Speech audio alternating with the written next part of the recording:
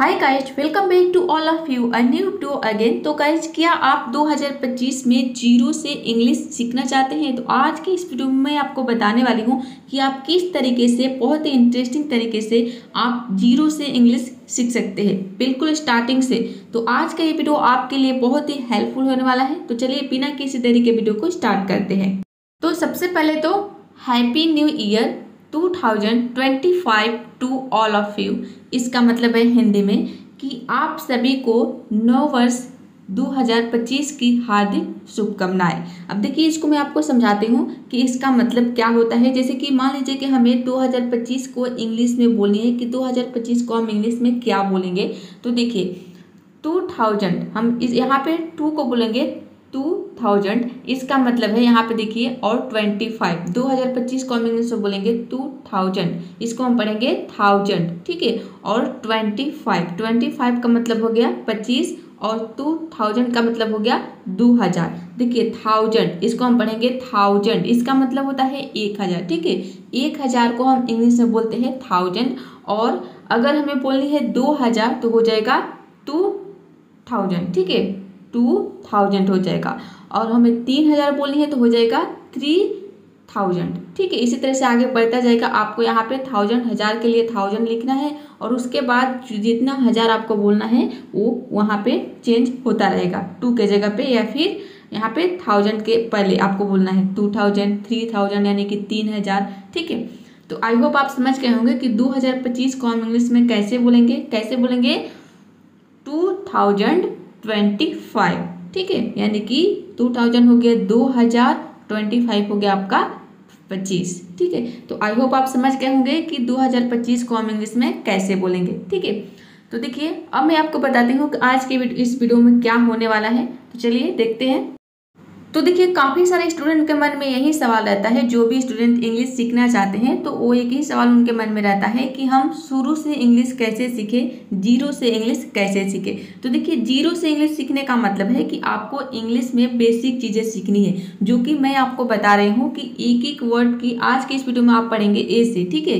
ए से के बारे में नए साल पर, आज नया साल है, नया साल का पहला दिन है, तो आज मैं आपको ए से पढ़ाऊँगी कि आप किसी भी एग्जाम में अगर ऐसे लिखने को आता है तो आप कैसे लिखेंगे इंग्लिश में, ठीक है। या फिर आपको नए साल पे 10 लाइन हिंदी इंग्लिश में कोई आपको बोलने के लिए कह देता है तो आप कैसे बोलेंगे, ठीक है। तो और इसमें आपको एक एक वर्ड की हिंदी मीनिंग बताऊंगी, इसके मतलब बताऊंगी। तो जीरो से इंग्लिश सीखने का मतलब है कि आपको बेसिक चीज़ें सीखनी है, जो कि बेसिक है, जो आपको समझ में नहीं आते हैं, आप बिगिनर्स हैं, ठीक है। तो जीरो से मतलब कि ये ऐसा नहीं है कि हम आपको ABCD नहीं आता है, ठीक है। ऐसे तो कोई स्टूडेंट नहीं होंगे जो इंग्लिश सीखना चाहते हैं उनको ABCD भी नहीं आता हो।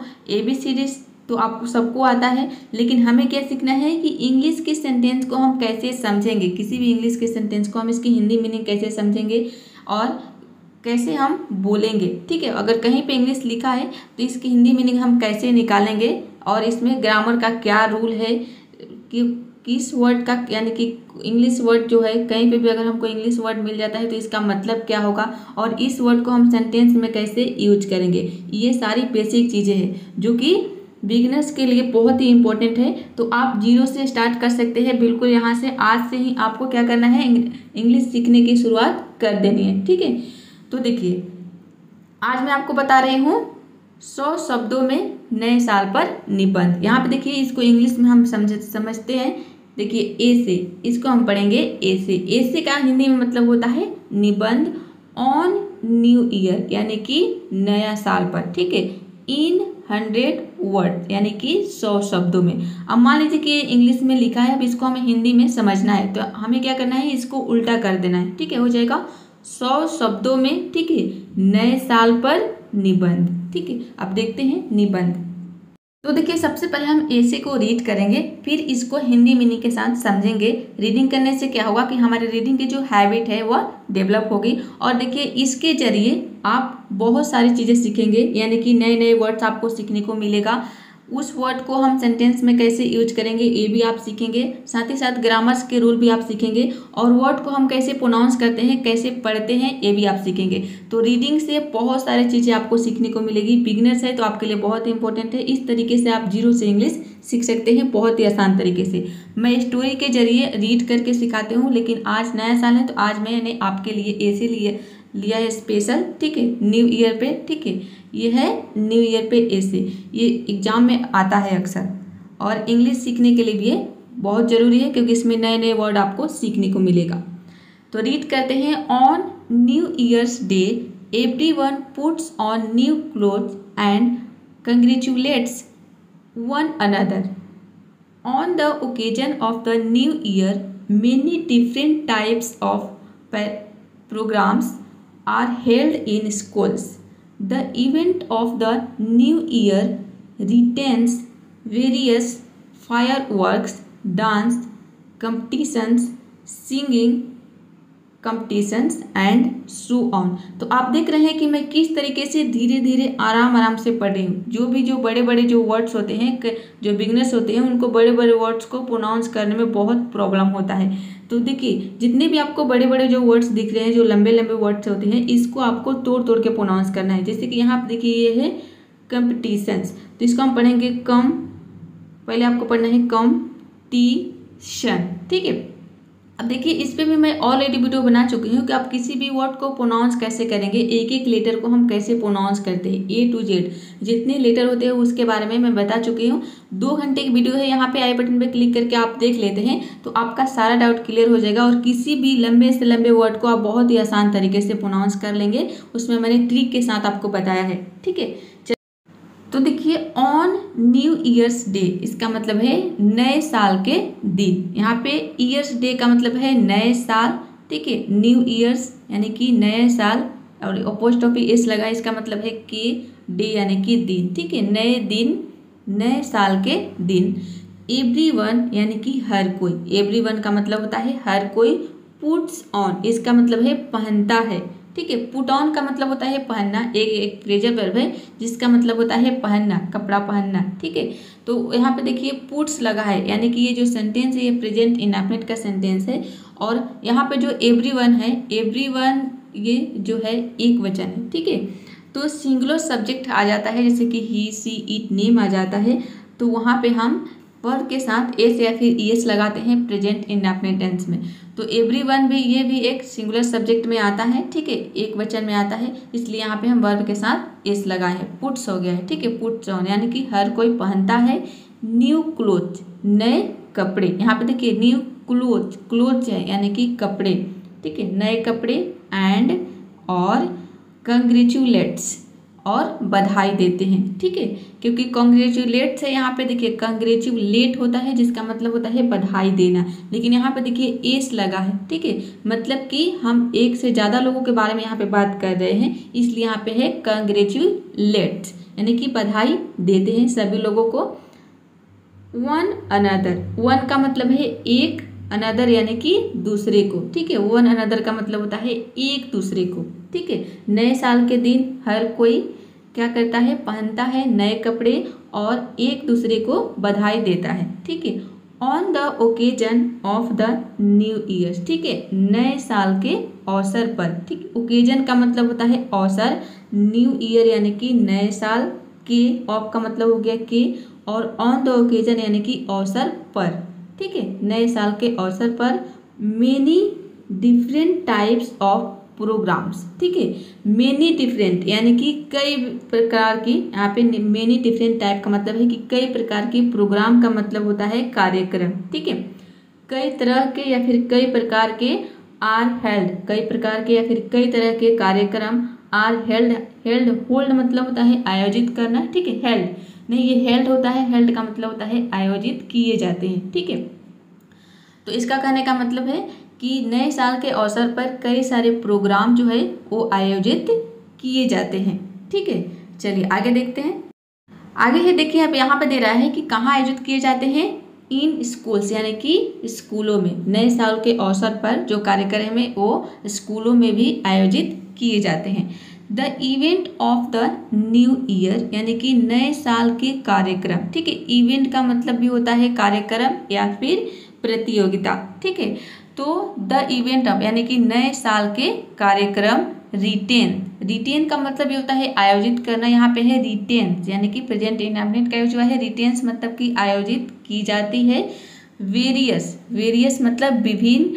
फायर वर्क का मतलब होता है जो भी हम पटाखे वगैरह छोड़ते हैं तो उसको हम बोलते हैं फायर वर्क। ठीक है, वेरियस यानी कि विभिन्न प्रकार की आतिशबाजी। ठीक है, इसको हम इंग्लिश में बोलते हैं, जो पटाखे वगैरह हम लोग छोड़ते हैं तो इसको हम इंग्लिश में बोलते हैं फायर वर्क, और इसकी हिंदी जो हो जाएगी वो होगी आतिशबाजी। ठीक है, तो विभिन्न प्रकार के हम आतिशबाजी भी करते हैं। ठीक है, डांस कंपटीशंस यानी कि जो डांस को हम बोलते हैं हिंदी में नृत्य प्रतियोगिताएं। ठीक है, कंपटीशंस का मतलब है प्रतियोगिताएं। सिंगिंग कंपटीशंस यानी कि गायन प्रतियोगिताएं। एंड सो ऑन, और इस प्रकार से। ठीक है, देखिए सो ऑन का मतलब है कि जब भी हम कोई आंकड़ा करते हैं, दो तीन चीज़ों को हम जब ऐड कर देते हैं तो यहाँ पे हम लास्ट में बोलते हैं सो ऑन यानी कि इस प्रकार से। ठीक है, यानी कि सारी चीज़ों को हम मिक्स करके लास्ट में बोल देते हैं एंड सो ऑन, इस प्रकार से या फिर इस तरह से। ठीक है, या फिर आप देख ETC भी होता है एटसेट्रा, तो हम बोलते हैं आदि। ठीक है, ये चीज़ें उसके बाद बोलते हैं एक्सेट्रा यानी कि आदि। तो आगे भी मतलब और भी चीज़ें हो सकती है। ठीक है, तो लास्ट में हम बोल देते हैं दो तीन चीज़ों को यदि आप बोल रहे हैं, जैसे कि यहाँ पे देखिए एक हो गया वेरियस फायरवर्क्स, दूसरा हो गया डांस कंपटीशंस, सिंगिंग कंपटीशंस। तो ये दो तीन चीज़ें मिक्स हो गई तो यहाँ पे लास्ट में ये जोड़ हो जाएगा एंड सो ऑन यानी कि और इस प्रकार से या फिर और इस तरह से। ठीक है, चलिए आप देखते हैं आगे। अब देखिए सबसे पहले इसको रीड कर लेते हैं, फिर इसकी हिंदी मीनिंग को समझेंगे।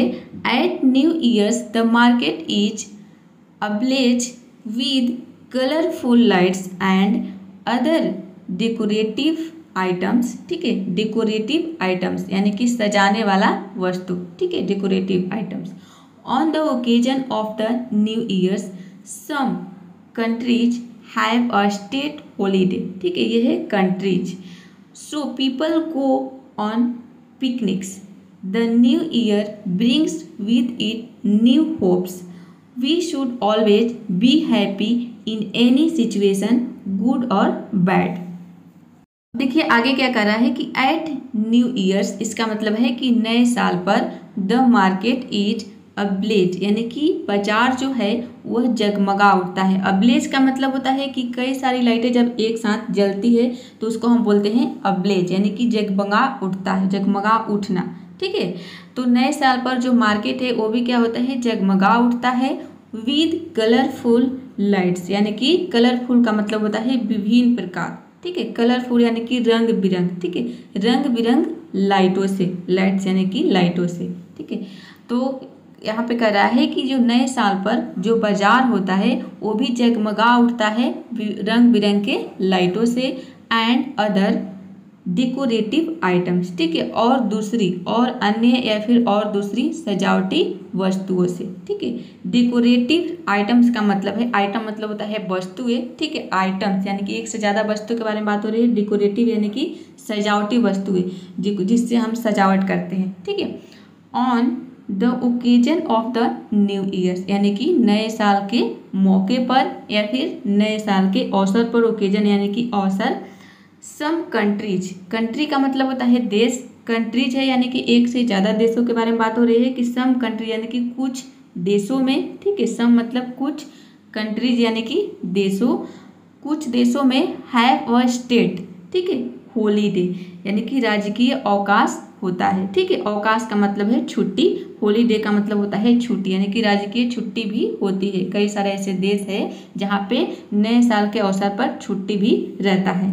ठीक है, सो इसलिए पीपल यानी कि लोग गो ऑन पिकनिक यानी कि पिकनिक पर जाते हैं। ठीक है, गो मतलब कि जाते हैं, ऑन पिकनिक यानी कि पिकनिक पर जाते हैं। ठीक है, द न्यू ईयर ब्रिंग्स यानी कि नया साल लेकर आता है। ब्रिंग का मतलब होता है लाना, तो यहाँ पे है लेकर आता है।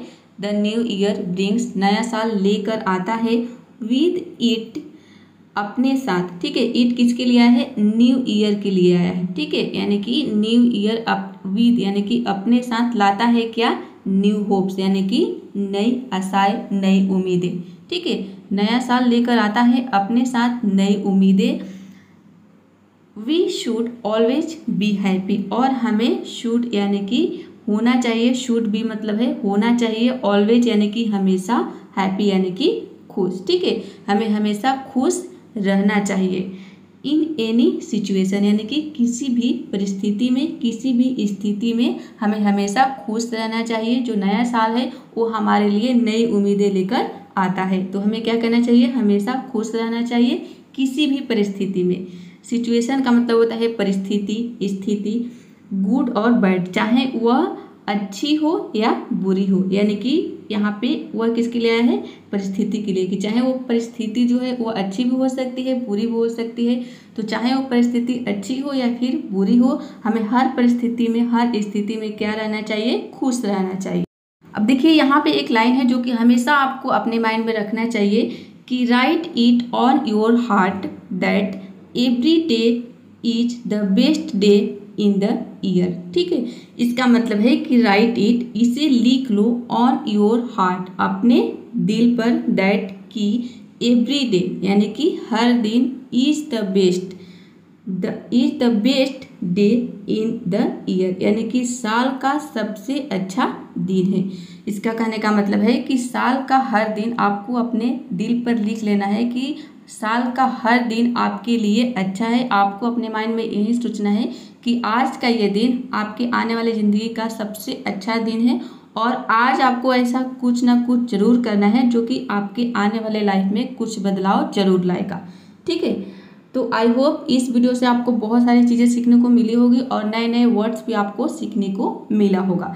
तो इस तरीके से आप जीरो से इंग्लिश पढ़ना लिखना सीख सकते हैं, क्योंकि इसमें आपको बेसिक चीज़ें बताया जा रहा है, साथ में साथ सारी चीज़ें आप सीख रहे हैं, वर्ड्स भी सीख रहे हैं, ग्रामर्स भी सीख रहे हैं, और किसी भी सेंटेंस को हम कैसे समझेंगे, इंग्लिश के सेंटेंस को, वो भी आप सीख रहे हैं। तो बहुत ही आसान तरीके से आप चीज़ सीख जाएंगे।